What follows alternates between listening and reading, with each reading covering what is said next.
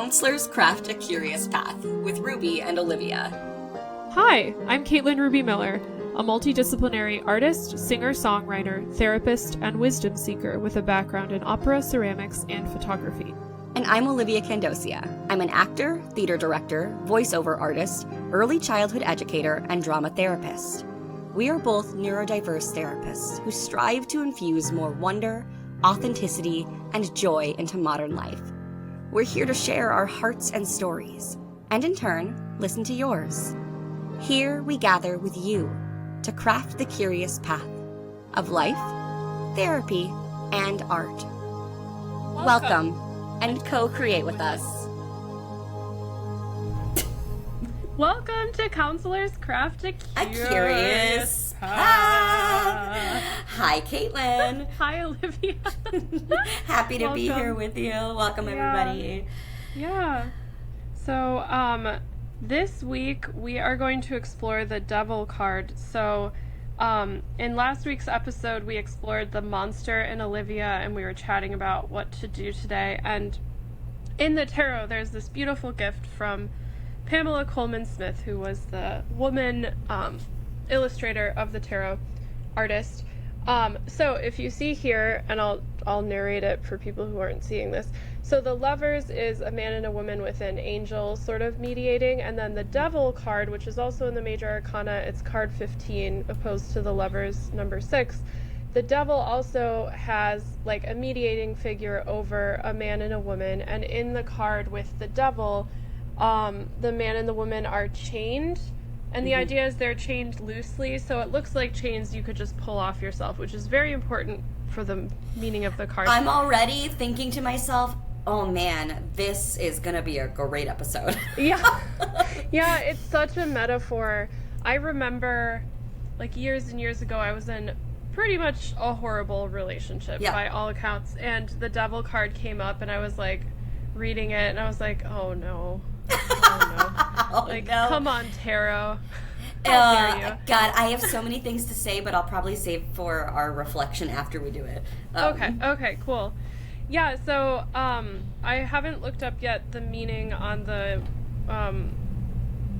website yet, so I'm gonna do that quickly. Yeah, and while Caitlin's doing that, for those of you who are just tuning in, when I said after we do it, or because we haven't done it yet, it being embodying, acting out that archetype within one of ourselves. So today I believe I will be acting out the devil in myself. And I love that so much. And Caitlin will be interviewing the devil. And this is to clarify that it's not the generic devil, but who is the devil in Olivia, and how does that archetype show up.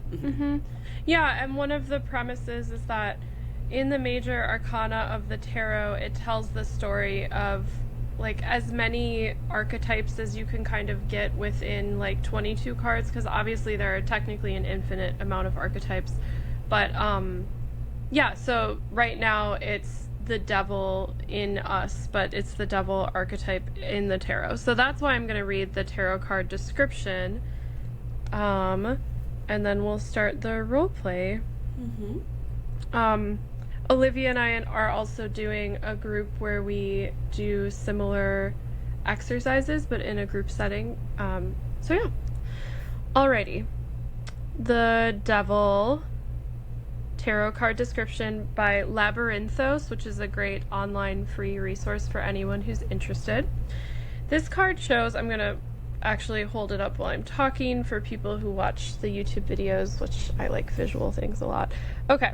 This card shows the devil represented in his most well-known satyr form, otherwise known as Baphomet. So Baphomet is this is me talking, the character over the two people. Along with being half goat and half man, the devil has bat wings and an inverted pentagram on his forehead. He is standing on a pedestal to which are chained a nude man and woman, as if to show that he has dominion over them. Both the man and the woman have horns, as if to show that the more time they spend with the devil, the less human they become. The chains make it appear as though the devil has taken them captive. The man has a flame on his tail, while a woman has a bowl of grapes on her tail, which symbolizes the addiction to power and finer things in life, respectively. Looking closely, both the man and the woman don't look happy. Surprise! Go figure. Their individual power has been taken from them, leaving them exposed and ashamed in their nakedness. Upright devil meaning. Getting the devil card in your reading shows that you have feelings of entrapment, emptiness, and lack of fulfillment in your life. It might also mean that you are a slave to materialism and opulence. Whew! No matter how hard you try, you just can't seem to shake off the feeling of wanting to indulge in luxurious living. You might be aware that this kind of lifestyle is leading you down the rabbit hole, but you have that feeling of not having any form of control over your actions or urges. Addiction to substances or material pleasures can also be the reason for your feelings of powerlessness and entrapment. In situations such as these, you may feel as though you are a slave, unable to control your impulses or willpower to direct yourself towards something other than the satisfaction of these desires. So some different keywords: lust, hedonism, selfish disregard for lovers' feelings, obsession, feeling trapped in a job, blaming colleagues, self-sabotage, and finances, like bad financial habits. So there are some downsides to the original Rider-Waite, one of which being very like cis-het normative, as well as all white people. So this is a deck that I love that has a little bit more diversity, and also I think the imagery might hit people differently. So this is the Devil card in the Magical Hours Tarot, and you see there's still that figure on top of Baphomet, and he is playing the violin in kind of a sickly, scary way, and then the lovers are two women holding each other and sort of looking up. And so to me, there's still the same meaning of like both people in the partnership are worshiping the devil. There's less of a feeling of being trapped, although the devil is sort of like trapped in the plant. But I love this imagery, and then the full moon and the power of it. So for people whose vibe is not the classic devil, and then just as a reminder, this is the lovers from that deck. So we see like the difference between the lovers in that deck and the devil in that deck, which has similar themes of the mediator over. So interesting. I'm in this present moment like, oh my gosh, am I going to interpret this correctly? Like, blah, blah, blah. Like, I'm already starting to get in my head. Oh, interesting. Yeah. And what's coming to mind is like, is what I'm going to bring up or what the devil's going to bring up just what is on top of mind Olivia right now? Is that a problem if that's what it is? Like, there's just kind of these... it's just an interesting battle I'm having in my head right now. Yeah. I mean, I think you're mirroring what a participant might feel, and that's sort of the beauty of parts work, is that it can be scary to be like, am I doing this right? And I think that's a risk of archetypal roleplay, is you're giving someone the archetype of the part. Yes, I get so... This happens all the time, like, ever since I was a kid, reading things and, like, really trying to understand and comprehend what's going on, and being like, okay, I kind of get a gist, but also I don't think I'm 100% accurate, and so I'm trying to relinquish that and be like, it's okay that you don't understand. Whatever comes up, and that's data, and that's valuable.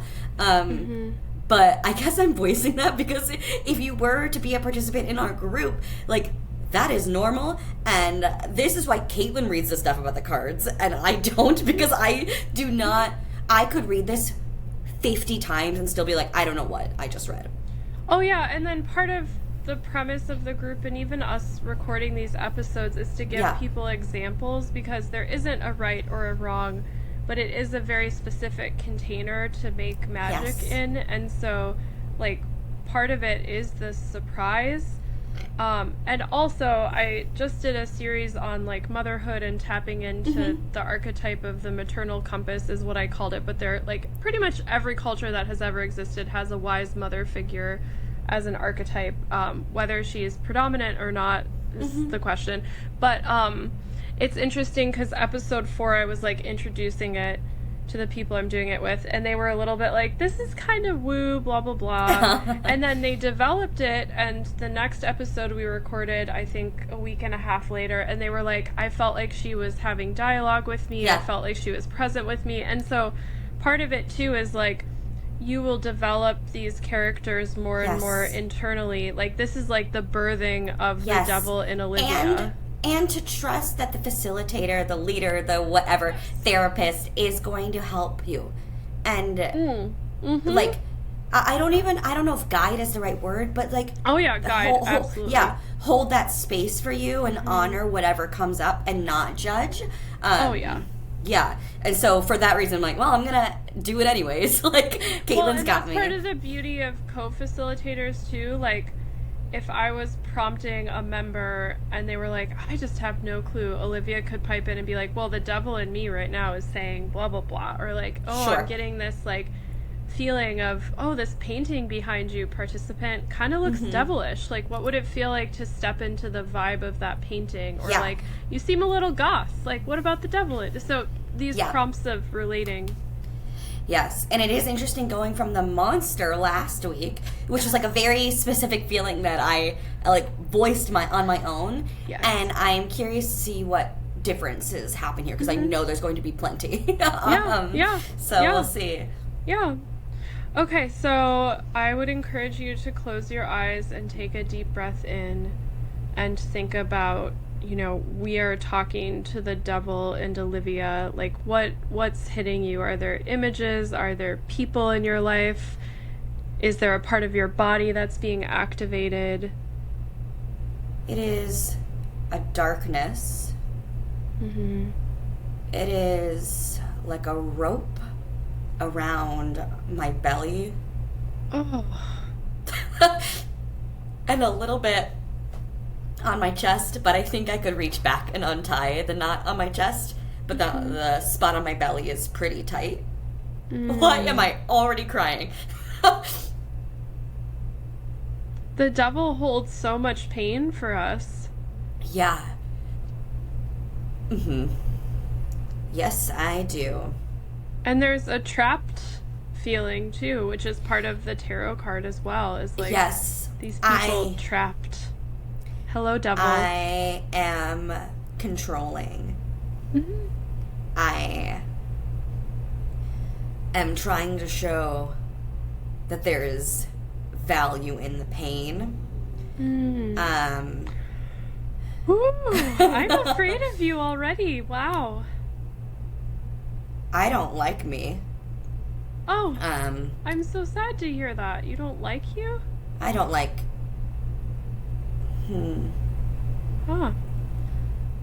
But I like seeing other people hurt. I like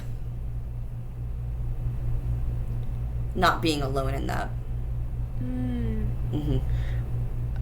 What I'm thinking is you're hurting so much that your way to cope with that is to cause other people to hurt and to watch them hurt and to find pleasure in them hurting. But I think Olivia is telling me, no, abso-fucking-lutely not. Olivia is screaming at me lately to say that is not the way. Oh, it goes against, like, all social norms.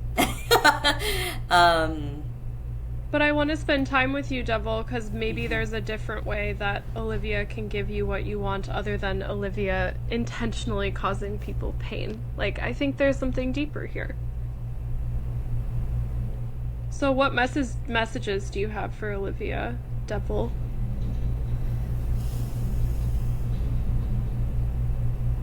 What messages do I have for Olivia?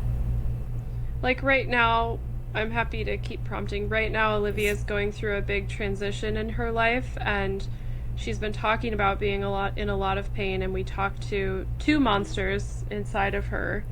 And I'm curious, like, how do you relate to those monsters, or how do you relate to Olivia's pain right now? I think what's strange is I know I already said this, but I'm being a little bit silenced, and like she said earlier, she can untie a little bit of the knots that I am causing, And it's a little strange to me because I feel like she's trying to give me a new role or put me in a different costume. I feel like she is trying to say, you can think these things, but you cannot act on them. You have been so present in my life secretly, and but she has not even known that I've been there for so long. And now I think she has an awareness of me, and that is weird because now with the awareness, my role is changing. But I'm like, but I've been here the whole time. So, Devil, what was your awareness? What was your role before Olivia was aware of you? You know when people say there's that voice in the back of their head telling them that something's not right? I think that it's that. It is me being... Which is funny because that sounds very loving. That sounds... Yes, it does. Very, very, like, protective. And it's me kind of pointing out of, like, this isn't right. This doesn't feel good. And I think Olivia has pushed that away. Olivia has said, I'll figure it out. I believe in other people. I believe in potential of others. Olivia treats a lot of her life as research. As, like, she's going to find the good in things. And sometimes things are just bad. Sometimes things are just bad. I'm picturing sort of the you have a devil on one shoulder and an angel on another shoulder, but that you, the devil, and Olivia have tried to say, like, just walk away. Like, she refuses to acknowledge that I am even a part of her. Because it is so scary to think that, to acknowledge that things cannot be right and bad. And I'm always looking at the angel, per se, on the other shoulder, like, what the fuck? Like, two things can be true. Like, hello, over here, why do you get all the attention, angel?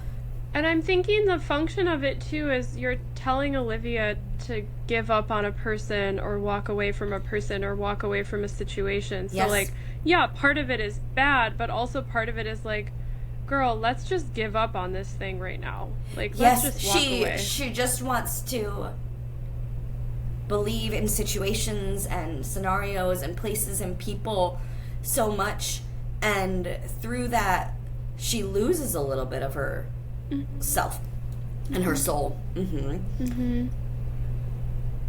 I'm thinking about how maybe Olivia's angel has been conflated with persevering.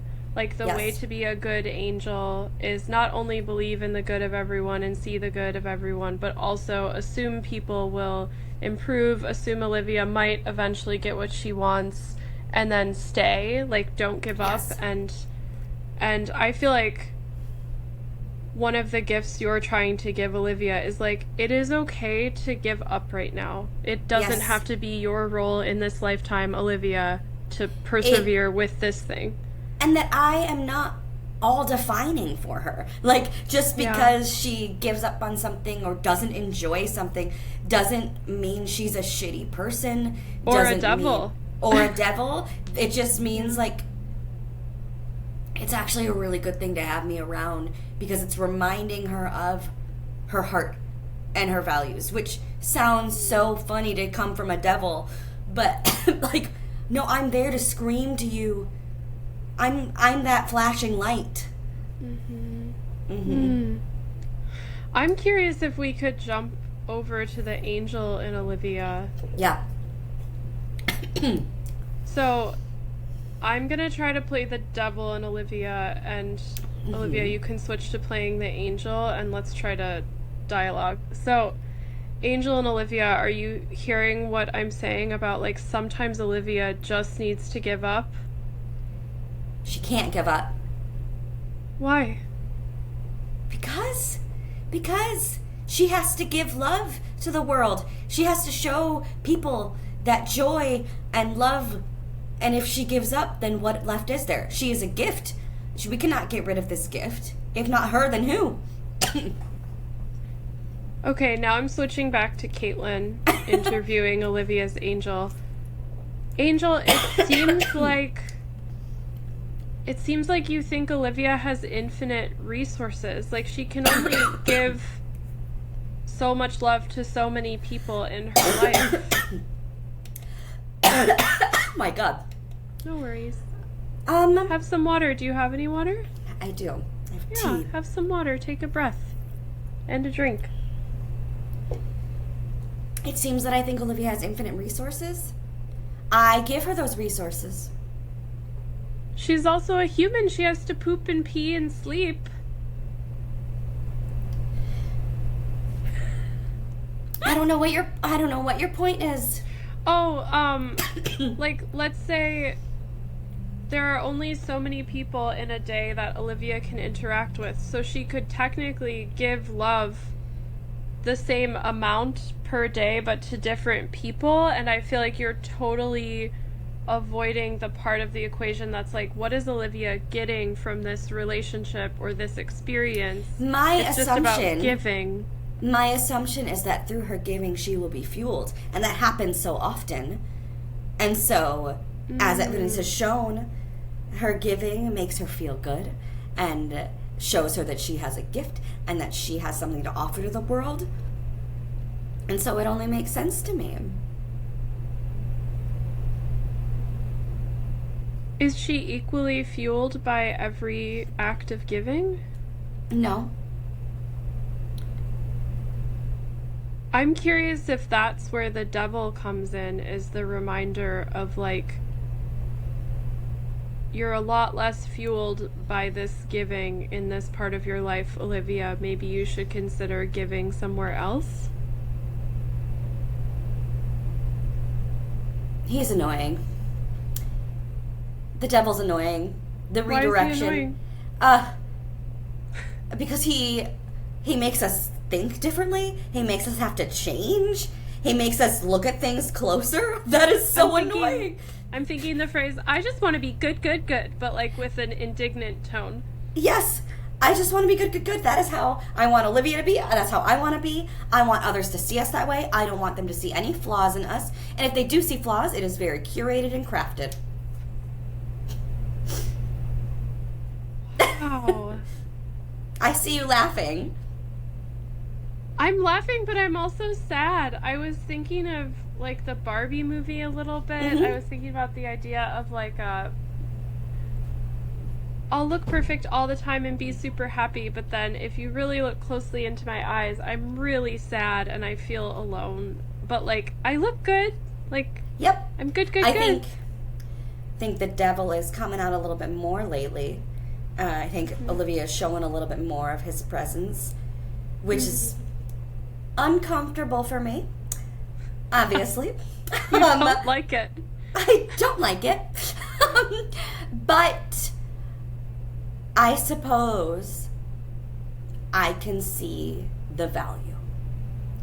I don't like it because I want to be the one. I like taking up space with my big wings. Uh-huh. And they're so beautiful, by the way. Thank you. You have a shtick. And you think about I do. You think about every TV show, The Angel and Devil. Who was the person? Who was the audience member wanting to listen to? Who was the audience member rooting for on the shoulder Angel, usually? Of course. Of course. So sorry that I am so proud of myself and all of my skills and abilities. Ooh, I can sense some shame there. Like, why are you trying so hard? What are you hiding? What am I hiding? Yeah.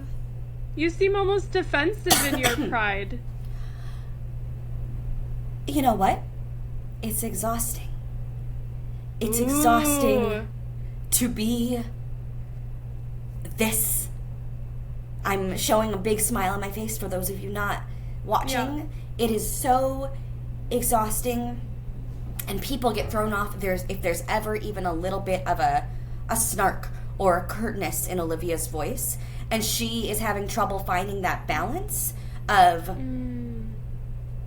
and it's the same thing in me. There's a little devil in the angel too, right? Of just it's that Russian doll visual that you and Olivia discussed last week Oh, yeah. Yeah, it's interesting. In my conversation with you, it feels like the devil and the angel is coming out. Like, that Yes, there's more and balance. it's really hard, and Olivia's struggling with this, to give them both equal space. Or not equal, but allow them both to exist. Oh, It's yeah. either one side me, angel, very gung-ho, yes, yes, yes, or one side devil, very pain, pain, pain. And the crossover is just so confusing because it's confusing for both of us.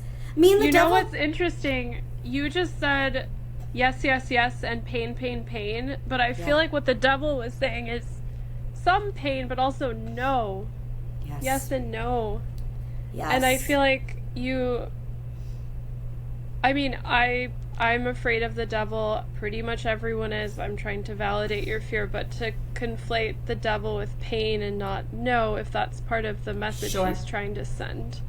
I think there's both, but the no is a good thing to point out because no is very scary. No means No is a type of death. No is a type of death, and death is sad. Death is so sad. Who wants to feel sad? And it comes with grieving. Who wants to feel that? Not Olivia.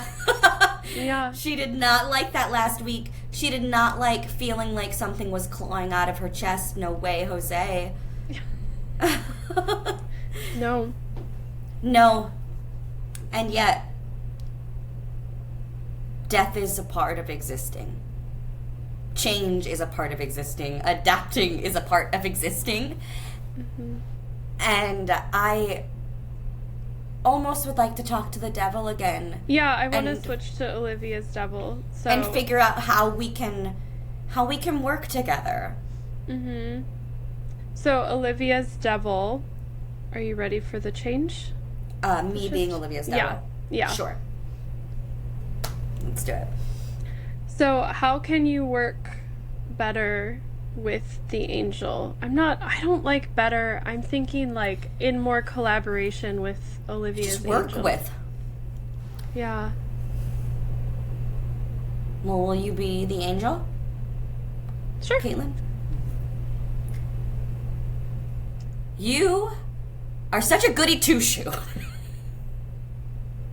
Yeah, correct. It What? protects me. I know. And this no pain protects me. But it is causing distress in Olivia. And we gotta figure something out. Okay, I can agree with you intellectually, but I'm honestly kind of disgusted by you. You're disgusted by me? Yeah. And I'm disgusted by you. This Okay, Yeah. You know what? This is great though. Because we believe in ourselves so much. But you know who we also believe in? Olivia, of course. So maybe we make that our goal.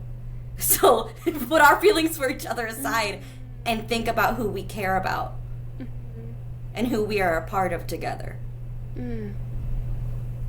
Yeah, I honestly, it feels hard to rescind some of my power to you because I have been like, let's just arbitrarily say 90% of the power is in me and Olivia between the two of us. Like, Do you have to rescind it? Or can you just give space? Can you just let me be there? Can that be a step? Can I just hang out?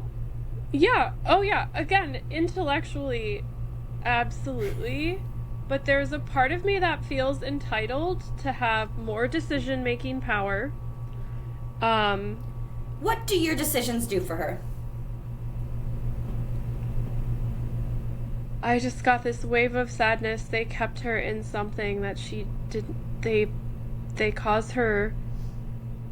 Not all of them, but some of them cause her pain, and also cause her to be used. Because I feel like me just telling her yes, yes, yes all the time, it's like, well, what about her soul? Like, what about her spirit? What is she getting back? And yeah, I definitely have not always been right. Mm-hmm. And it's helpful to focus on Olivia because I still am kind of disgusted by you emotionally. Yes. But I think to focus on, like, our goal is to support and show love to Olivia and help her feel, like, strong. And I definitely think I've taken it too far. And maybe that is part of, like, me having 90% of the mic. Mm-hmm. Because appearing perfect and giving as much as possible does not make a person happy. Mm-hmm. So how do we work better together? I'm like working through the discuss, that's one channel, but the other channel's like, okay. We both acknowledge when what we did didn't work, when it wasn't as effective as we wanted it to be. Mm-hmm. I'm also wondering if you could make a pact with me that you'll do your best to try to not intentionally harm Olivia. Yes. Because I think part of the reason why I'm afraid of you, yes, and disgusted is like this, what is it, masochism, like that stuff. I think it is, I have been acting as, scientifically speaking, the amygdala in Olivia, a little bit, of this fight or flight, try and reminder, putting her in this fear state. Yes. Which she's very good at being... I retract what I was about to say, because I don't think she's very good at it. But I have acted in the protect yourself, versus I would like to change the narrative to celebrate yourself and listen to yourself more, Olivia.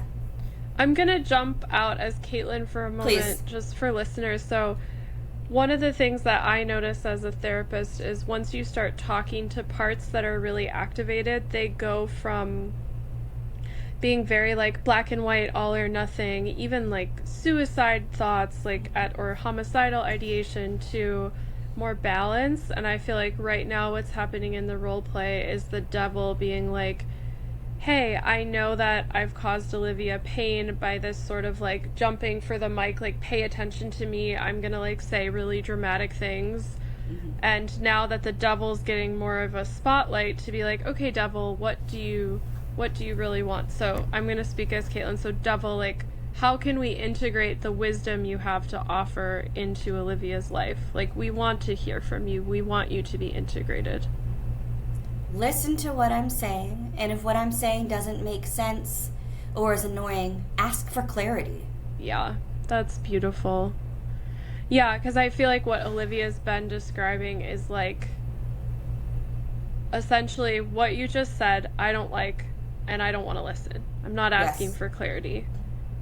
Yes. So if I'm saying you want to rip open your head or shave off your hair, Olivia, to yourself, ask, what do you mean by that? What are you actually trying to say? Because I'm dramatic. Can we play that out? So, devil, you just told Olivia to rip out her hair or shave her head. Tell me more. I'm a little flabbergasted. Okay, sure, that was dramatic. That's what I do. But what I mean to say is, don't do that, but acknowledge you're sad. The pain that I'm telling you is just saying you're in pain. Mm-hmm. And that what you want to do is change something. Mm-hmm. Right now I'm saying change by shaving your head off or ripping your skin open. Mm-hmm. I don't actually mean change that. I mean change something about your life or the way you are seeing things or who you are in contact with. Change something else. I know it is so scary. That's why I'm dramatic. I'm scary. Mm-hmm. But change is what is going to help you. Mm-hmm. Can you think of a change that Olivia could implement that might have the wisdom you're trying to share? I think she's already listening to it. I think she just ended something very big in her life. And that was a huge change for her. She heard me that time around. and the aftermath was incredibly painful, but she has listened to me and voiced me and shared me more, and I can already see a difference. I can see the angel be a little bit more authentic, to be honest, in the way she's presenting herself. The angel doesn't seem like it's a costume. The angel seems like it's a genuine angel. Wow. Is there anything you want to say right now to Olivia or to listeners before we transition out of the roleplay? Keep being curious and don't define yourself through sadness, pain, or joy, or anything. Just honor what shows up and be curious about it. Yeah, I'm kind of translating that as don't define yourself through the lens of goodness or badness. Yes. Beautiful. So, we'll shake that off. Roleplay ended. I wish we had one of those movie I know. things. I'll get like a gong or something for us. I am no longer the devil or the angel. I am Olivia. I am no longer the devil or the angel. I am Olivia. Cool. So, I'm curious, anything you want to say. Just any thoughts, observations, feelings. That was so lovely.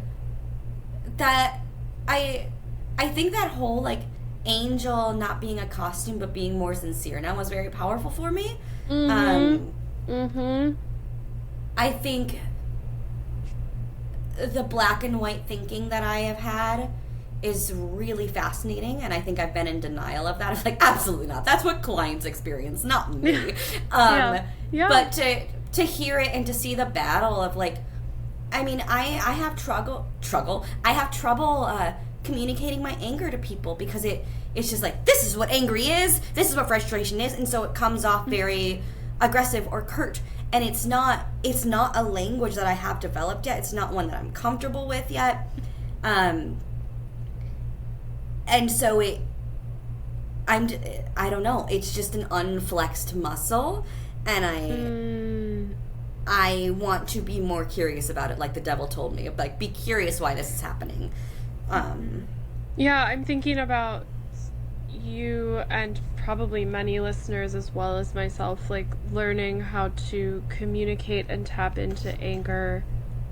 It is a whole new thing, and when you start, it might seem ridiculous or weird or awkward or whatever, but, like, to have some language around when you're angry, like, what does that even look like if it's expressed instead of repressed?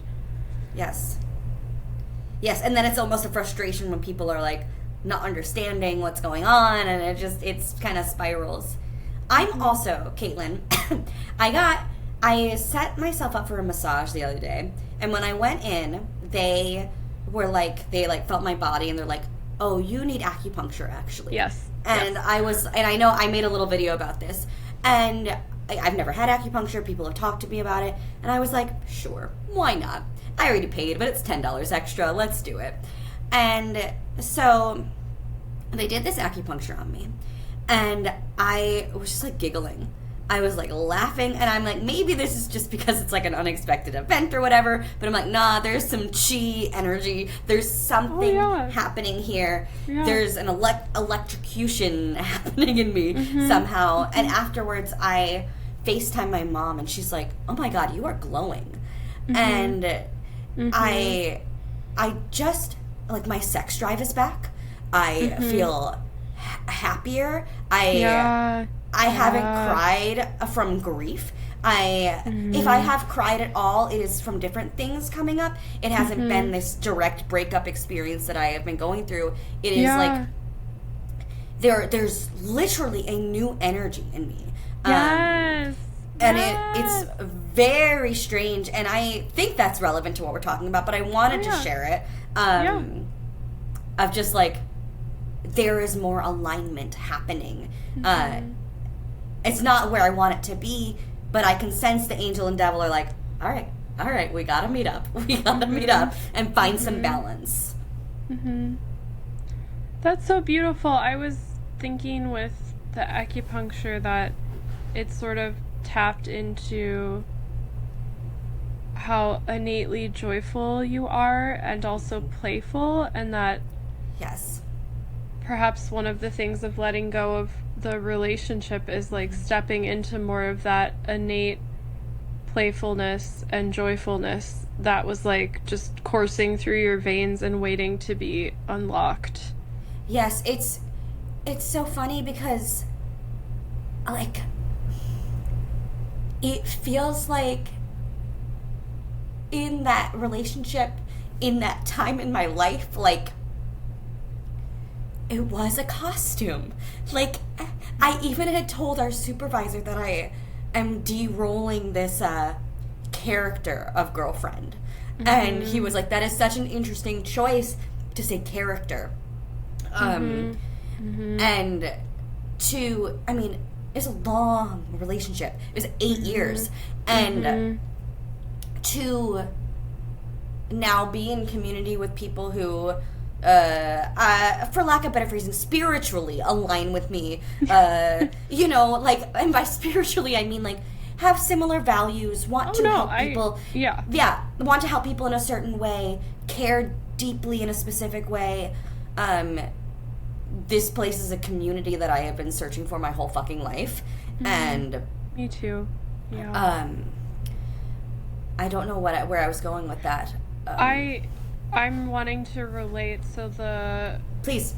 The most horrible relationship I've been in, I think it was like 4 or 5 years. The timeline gets blurry. Yeah. But it was like a good chunk of my 20s, and I remember the process of getting out of it, feeling like I was shedding an identity of girlfriend that felt horrible. I also thought of the words like whore or like being trapped, like so like captive. Yeah. There was a feeling of disempowerment, so like taking away like the character of the victim who has to keep herself small and hide. And so there was definitely like the girlfriend component, but that was how I was relating to what you were sharing. And then having like an identity crisis after I started shedding all of that, to be like, okay, like I know on a good day I'm not any of those things, but also that was taking, and by a good day I mean like when I felt good at that time, like years ago, like when I feel good about myself and I'm having a decent day, I'm able to acknowledge I'm not the person I was in that relationship, and that's like dead and gone. But then there was so much space to fill. Yes. And it's wild.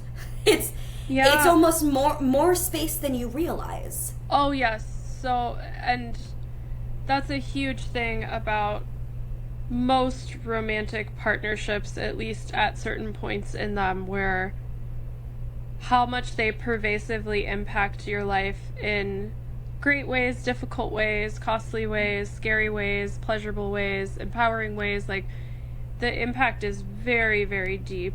And so yeah, there was a lot of space there, and I think I tried to fill it too quickly with another relationship. And so after that relationship, I made myself be single for at least a year, and it ended up being almost 2 years, and that was just so great for me. But yeah, I'm thinking about that. It almost felt like an atomic bomb, like the images of Hiroshima, where there's just this huge crater and then there's nothing, and you're like, okay, we're rebuilding a city. How do we want to rebuild this? Yeah. So yeah, but I think there's a power there. And to loop it back to the devil and the angel, I think there's something about your shift in energy and feeling so much more like freed up and flowing that gave you kind of the strength to say like, yes, the devil gets to take the mic, the devil gets space to speak to me and guide my life. I want to disclose here that like I was in an open relationship and my partner would say, like, I want you to be free. I want you to have those things. And even with that message being sent to me, I know, I see your face. I still didn't feel that.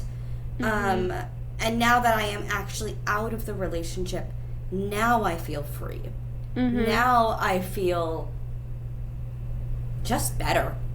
Oh yeah, and I think for other folks in non-monogamous relationships, like, you can still feel trapped and like your identity is suppressed, even if you literally are having multiple partners or have the option to have multiple partners. Like, to me, the level of heaviness and feelings of being trapped is more about the connection between the two people rather than the relationship structure of monogamy or non-monogamy. And this is where all this energy stuff, I'm like, this is real. This is It's so real. This is an actual thing that people exude. It is a real thing. And I don't know what else to say other than, like, I feel it so deep when interacting with anybody.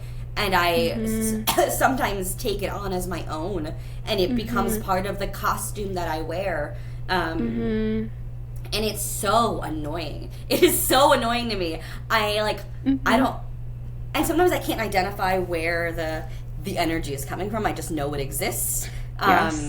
Yes. I would love to have a visual of, like, I wish people had the little smoke around them, and so I could be like, oh, I've got some blue on me. Let me throw that blue away. Like, but instead I just gotta parse it out through this and through therapy and through whatever else, move my body. Well, and I honestly think a lot of people who identify as neurodivergent and are attracted to working with folks that are practiced, including the two of us, like, have some type of energetic sensitivity that isn't translated necessarily, particularly when they start therapy, in a useful way.